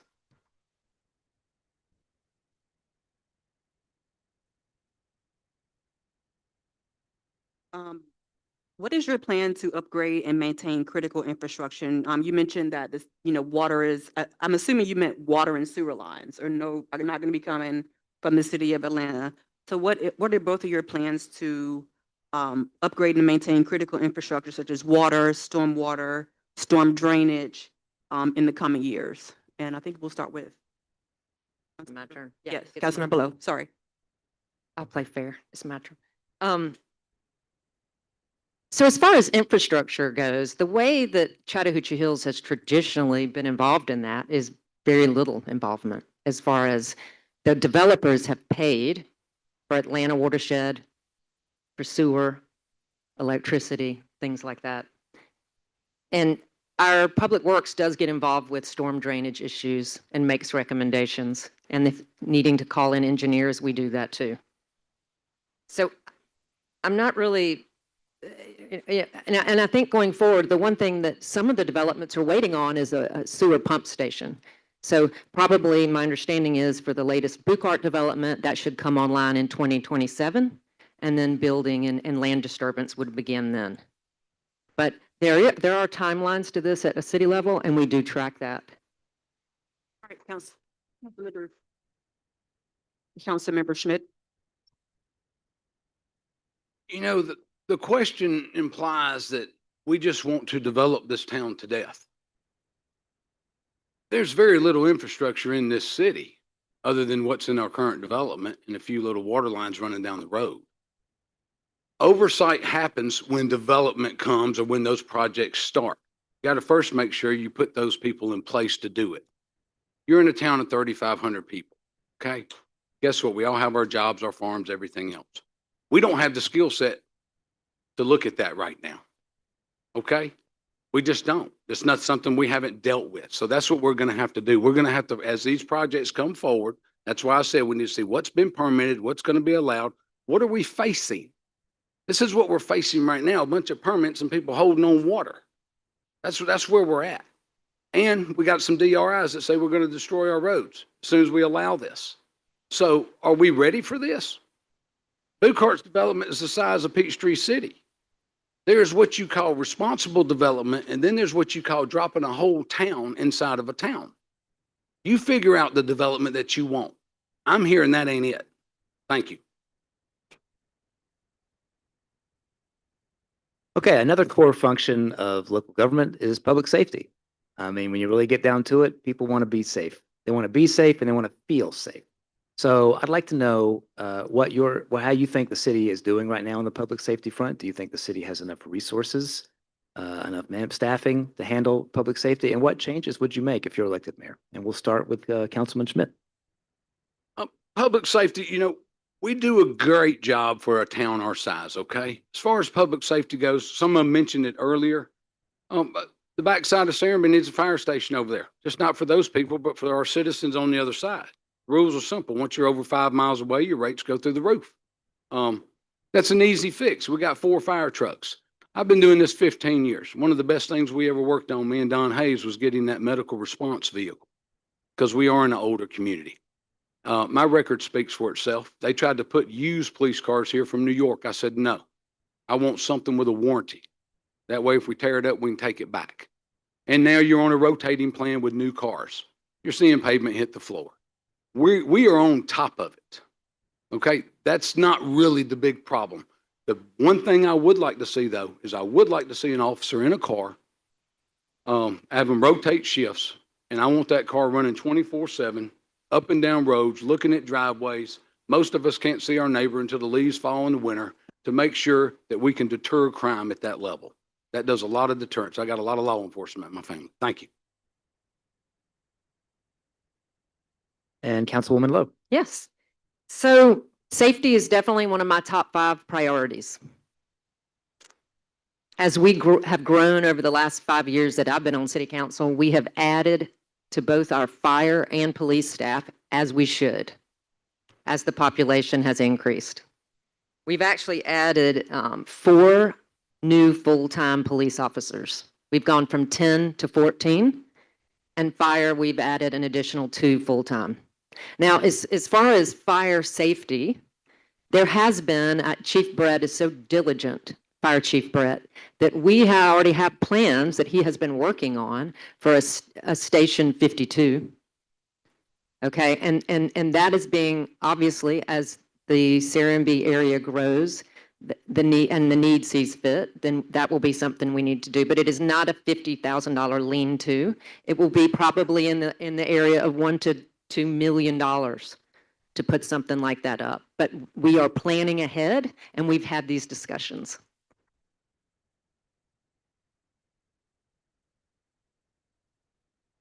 I want to actually piggyback off that question. Should the city consider exploring additional shared services or intergovernmental agreements to sort of to get those services to reduce those costs? We already do. Mhm. I mean, those agreements are all in place. Okay. We have shared services. All right. Do you have any additional comments? Well, I think it's important. Yeah, and I think with fire, what's hard with that is, although we do have fire departments that are often within a certain distance, we do have areas that are still further out than a 5-mile radius. And that's where the cost of insurance has been taxing on folks. It affects me as well. So in that case, shared service is hard. I think it's great for a response to an incident, but as far as for our tax to help citizens with their insurance cost, we would have to do better and have more stations closer as development happens. Okay. Fine. Yeah, if you have a little more to add, you can. Go ahead. I mean, it's just that that's something as you become a government, some of y'all know, y'all served up here. Those things are already put together. You know, if there's a fire call, it's on the Coweta sign, you're gonna get a Coweta fire truck and one of ours is gonna head that way. So those things are very simple. Y'all, that's just neighbor helping neighbor. That's all that is. So you sign a document and we all run to the scene at the same time. So that's in place. Thank you, Councilman Schmidt. All right, we just like we talked about earlier, we're going to talk about it again. I think Chattahoochee Hills is one of the only cities in Fulton County that doesn't have an ethics ordinance. And this is I believe, a pending matter before the council right now. So I know Councilwoman Lowe and Councilman Schmidt have been considering and discussing this at these public hearings. But I'd like to hear if you're elected mayor, how would you support an ethics ordinance, Chattahoochee Hills, and how do you think that ordinance should be constructed? And we'll start with Councilman Schmidt. Well, of course, I support one. I've been asking for law and order and the truth for a while. Unless there's a consequence to an action, your ordinance means nothing. So your ordinance needs to have some teeth in it up front. Okay? It's just that simple. And or you've just got a sheet of paper with some rules on it. You know, you tell your kid, do your homework or you don't watch TV. That's the rule.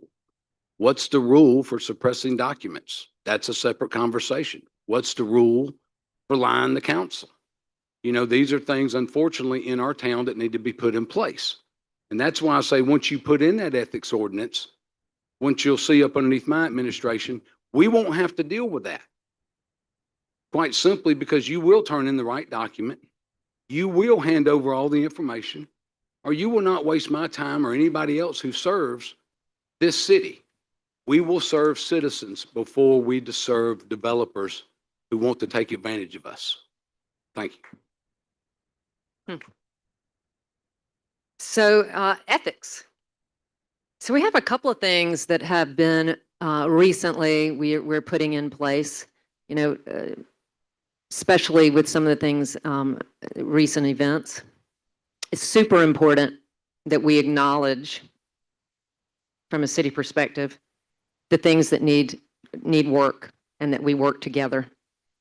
So we'll have we had Councilmember Foster offered a pledge that I think is just a start. It's a kickstart to this whole process. It acknowledges that we need to do something. As far as an ordinance goes, with local support from council, we discussed this as well. I believe that a third party should be involved in if we put that in place, if council agrees to that, I would not be voting, that it needs to be a third party, someone outside of the city. So it's a non-biased group, because the last thing we want is neighbors against neighbors that are on some form of a committee.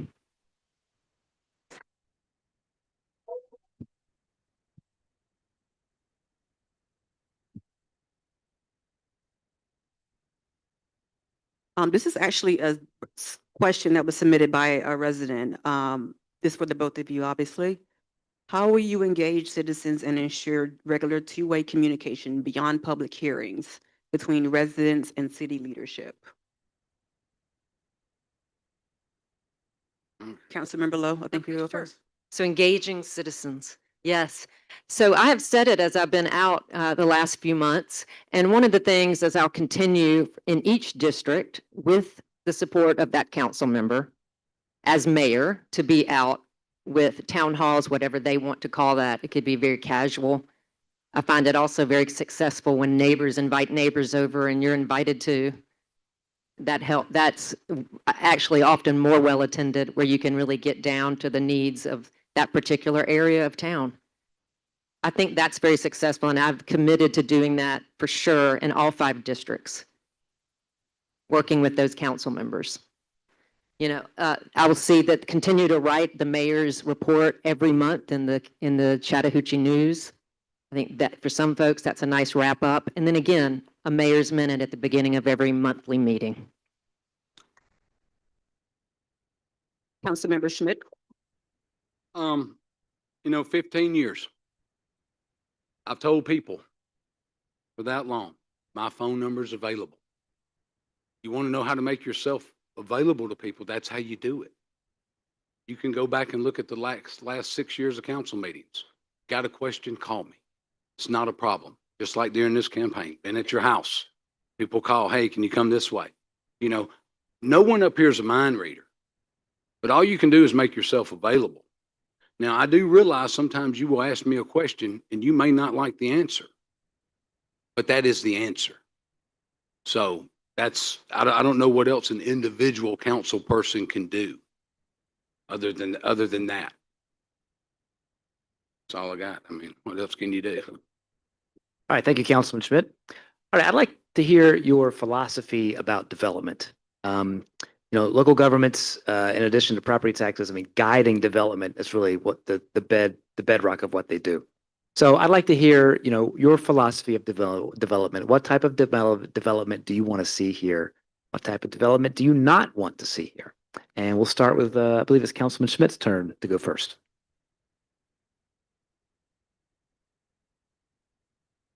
Development, guys. I'm not pro-development, okay? I'm pro drop a city in my backyard.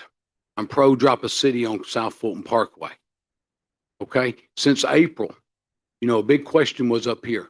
What's another mechanism to preserve this city? So what I did, I showed you one. And I posted a 90-10 opt-in program. We got people thinking, okay?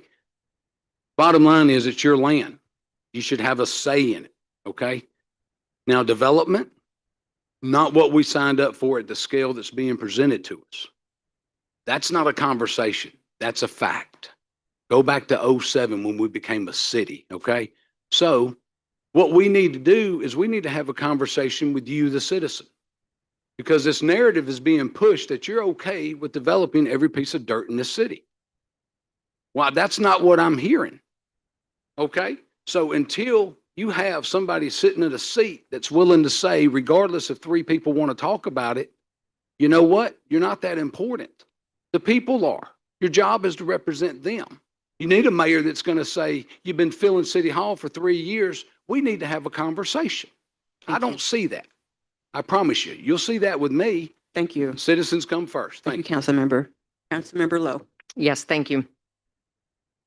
I agree. We represent the people, but we also have to follow our law of the land, which is our comprehensive plan and our code.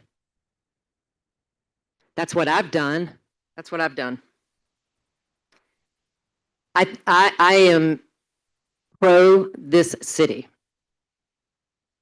That's what I'm, as far as developers versus not developing, developers or large landowners, I like to call them. We all have rules in place. As long as they play by our rules, as long as we have preservation, fully buffered, and the 70% and building on 30% of our land, and we can continue to encourage them that we actually look around us. We have a great city, and that's what we'll continue to do into the future.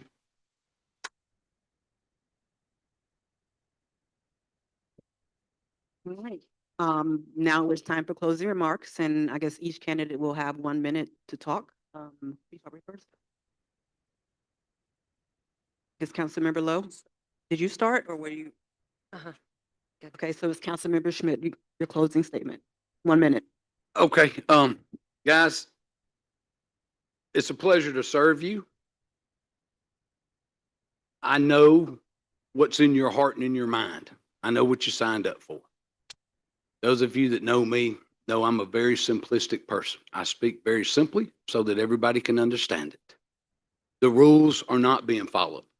Go look in your UDC, section 5.5 and 5.6. Look at what is allowed to be preserved. The land that telephone poles are on, golf courses, swampland, land that can't give you nothing.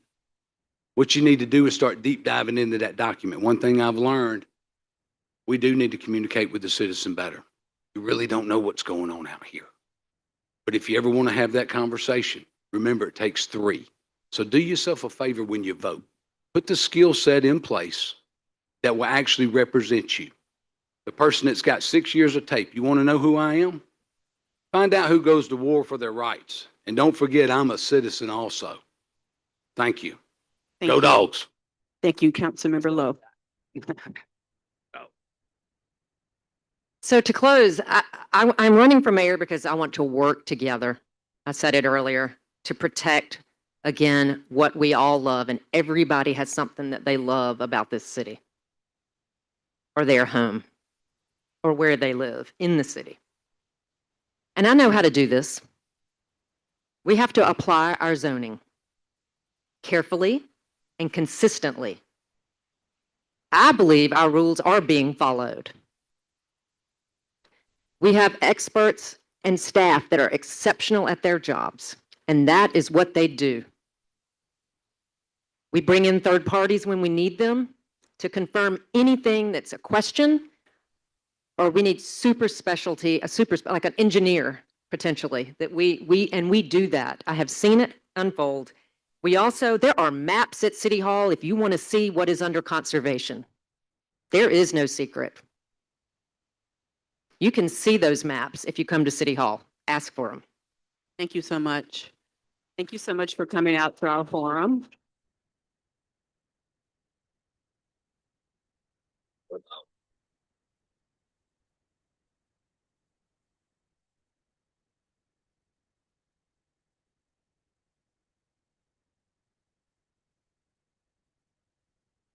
And I want to give our timekeepers a big round of applause. Thank you so much.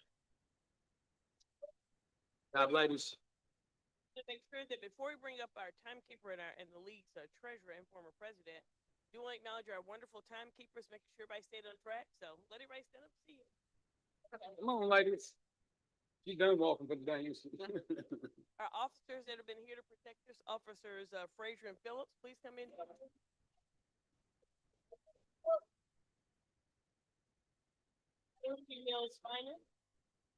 Our wonderful journalists.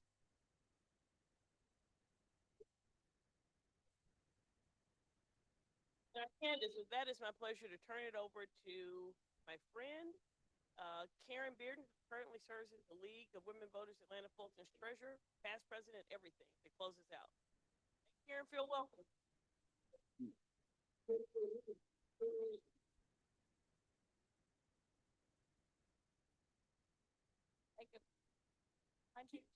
Remind you of a few things? Okay. I want to make sure we've already talked a lot about the election that's coming up on November 4th. And every city in Fulton County, there are 15 of them, is having an election, including Chattahoochee Hills, primarily municipal elections, mayor, city council, school boards, that sort of thing. The other thing that will be on your ballot in November, did you already talk about? Okay, never mind. Public Service Commission, be sure and make sure you know about those. I'm going to mention a couple of things that you can pick up out on the desk that you might find helpful. The Secretary of State's office has a page called My Voter page. There's some flyers out on the desk that have that web address. You can go there to make sure you're registered to vote, make sure you know where your polling place is. Make sure if you've applied for an absentee ballot, you can go there and check the status of that ballot. Have they received your application? Has it been processed? Has it been mailed? You can do all of that on that website.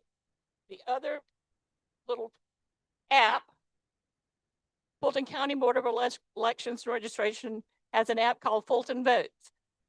You can download it for free, and it has a lot of the same kind of information you can find at early voting locations, that sort of thing. The neat thing I like about it, and it's usually fairly close to right, is the precinct wait time.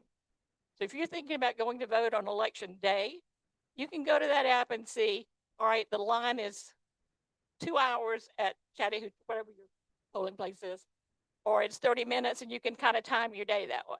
That's pretty cool. Fulton County early voting, as mentioned earlier, starts Tuesday, runs through October 31st, and there are 2 weekends in that time where there are Saturday and Sunday hours. On our table out front, there are some flyers that list those dates and times, as well as the locations for early voting around. The last thing I'm going to do is just, other than thank you for being here again, I'm going to encourage you to think about joining the League of Women Voters. We are a nonpartisan nonprofit. This is the paid political commercial, except it's not paid and it's not political. That's the disclaimer. But we're a nonpartisan nonprofit organization.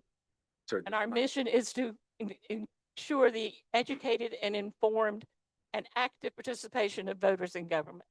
So we do that by doing forums like this, by doing educational events where we talk about what does a certain bill mean or how is it going to affect you, and by working with organizations and doing voter registration. We just got through this week doing a whole week of voter registration, voter education events at Lush Cosmetics over at Lenox Square. So that was pretty cool. Good people watching. And so Wow. if you want to join us, and we hope you do, visit our website, lwvaf.org/join. And we thank you for being here. No.